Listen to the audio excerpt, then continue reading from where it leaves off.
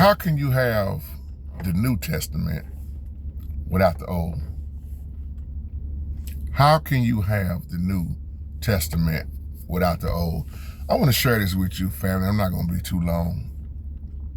Because if you grew up like me, then you really going to understand this video. I made a statement that, well, I've made this more than once. So many years I've been saying to the preachers that only believe in the New Testament. They don't teach the Old Testament, or they'll say stuff like, hey man, we New Testament preachers, we New Testament pastors, we don't deal with the Old Testament. And I'm gonna ask this question again. How can you have a New Testament without the Old? How is it let me say it like this. When I was growing up, and y'all remember this, they used to have these little bitty Bibles. I wish I had one, I don't have none. I probably could have found one at the dollar store. But y'all remember them little green Bibles? A lot of them used to be green. And they was only New Testament. And I'm not gonna lie to you, this messed up a lot of our older people too. They would have us pass around these little Bibles that only had the New Testament. Going door to door, get your Bible, only the New Testament. Now my question to you is, how many times or how long had that kept people stuck because it's only the New Testament? And I've seen some people say, that's all we need. That's all I study. That's all I want to know. That's all I need to know. And I feel so guilty for and I was young, hey, I used to always ask the preachers, hey, what about the rest of the Bible? Oh, brother, just pass out that New Testament.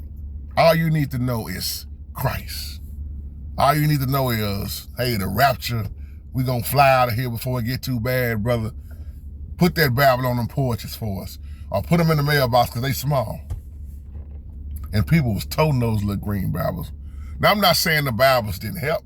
You know, we thank the Most High for the Bibles helping. But my point of doing this video was, what about the rest of the Bible? What about the Ethiopian Bible once again? What about the Bible that have 88 books in there? Why we didn't pass none of those around? And then if we did pass them out, how many people would have actually read it if it didn't say King James? Just something to think about. And I mean this with no disrespect. We pass them things out all the time. Even when you go to some churches, they would have them in the vestibule back there. Hey, pick you up a Bible. And most of the churches didn't read the New Testament. The Old Testament, excuse me. They didn't study the Old Testament. They didn't even teach the Old Testament. Or if they did teach the Old Testament, they kept it real brief about Noah's flood, the flood in Noah's time. They never talked about, I never even heard, I'm just talking about for me, y'all. When I say that, I'm talking about me growing up. I've never heard a pastor talk about the fallen angels when I was growing up. They would skip right to, there was a flood. They would just say people was disobedient and God destroyed the earth with a flood. They didn't go into no details about the angels, fallen angels.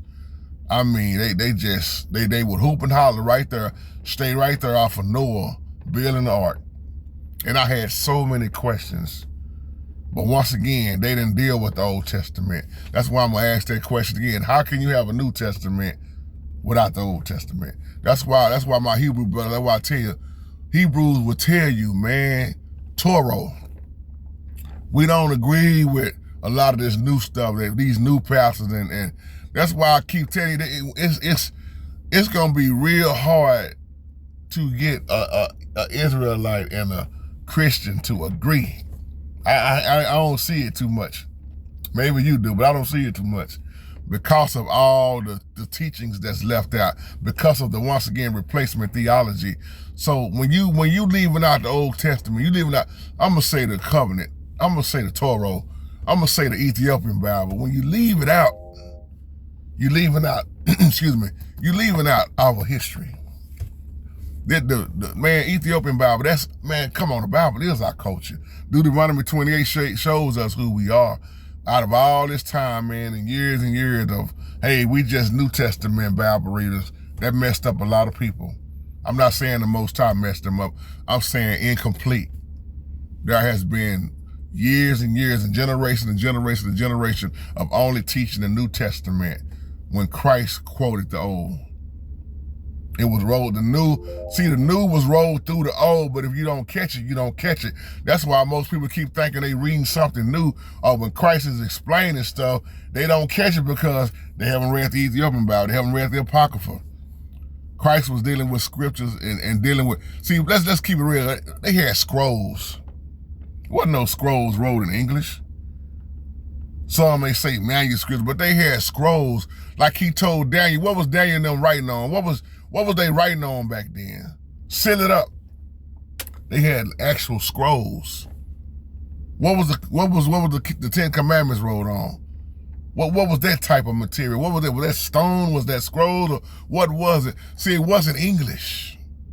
Now we have the translations, and I keep telling y'all in every translation, something get left out. See, the way I've been talking lately, a lot of people think I'm going against the Bible. A lot of people say, this brother must don't be a believer. It's for the people that understand, who have let their mind and their heart go higher in coming out of the brainwashed teachings of what you've been taught all your life, just like I was. That's why only a few are understanding what I'm saying, because most people that's coming at me hard don't even study these type of things. They just get mad at your title and what you saying, and they call you lost, when in reality, you used to be just like them. I used to be just like them. And that's why we know where they lost at. And you trying to help them, but they don't get it. They, hey, brother, that book, that stuff you read. Well, I'm going to say this and be bold when I say this. If you say the Apocrypha should not be in the Bible, if you don't believe in the Apocrypha, if you don't believe in the Ethiopian Bible, then ain't there so many ways you rejecting Christ? Now, if Christ quoted it, what's wrong with me quoting it? If Jude quoted Enoch, what's wrong with me quoting Enoch?